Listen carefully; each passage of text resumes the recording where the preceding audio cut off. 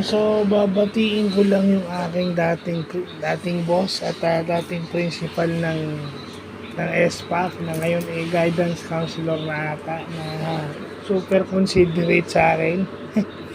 I mean, isa ito sa pinaka nakakahiyang taon. Ibig sabihin, isa siya sa mga katrabaho na nakakahiya kapag ka hindi ka gumawa ng ayos. So, advance happy birthday to Ma'am Veronica Calubakid. So, ma'am, napadaan lang po para bumati ng happy birthday.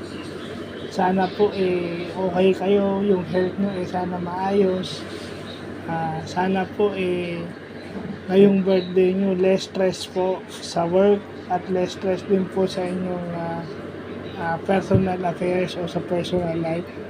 So, I wish you a year full of blessings and a year full of happiness in whatever endeavor you choose to do. So, more birthdays to come po and God bless.